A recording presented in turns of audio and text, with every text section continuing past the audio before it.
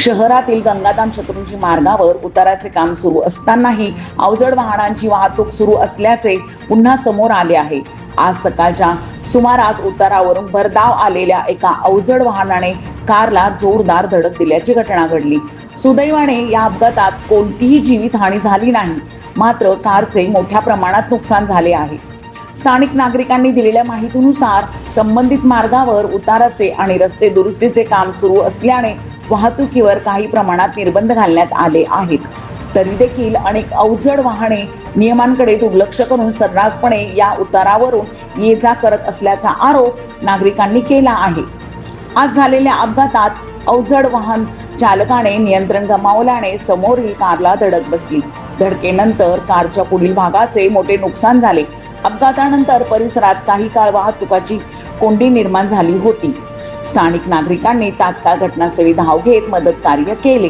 या मार्गावर यापूर्वी देखील अवजड वाहनांमुळे अपघाताच्या घटना घडल्याचे नागरिकांचे म्हणणे आहे।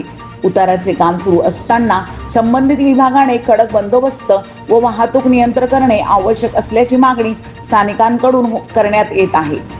घटनेची माहिती मिळताच वाहतूक पोलीस घटनास्थळी दाखल झाले। अपघातग्रस्त वाहन बाजूला करून वाहतूक सुरू करण्यात आली। संबंधित अवजड वाहन चालकाविरोधात पुढील कारवाई सुरू असल्याची माहिती पोलिसांकडून देण्यात आली आहे। साहेब, या परिसरात जड वाहतुकीनं बंदी असताना तुम्ही म्हणता जड वाहतूक नाहीये, तुम्ही यांना परमिशन कशी देता साहेब?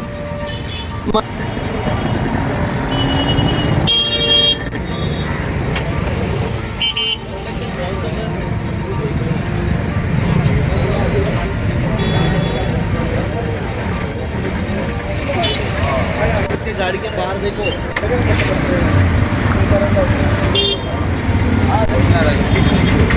ओके सब ओके। उसको बोला थोड़ा अकेले ले गाड़ी अकेले।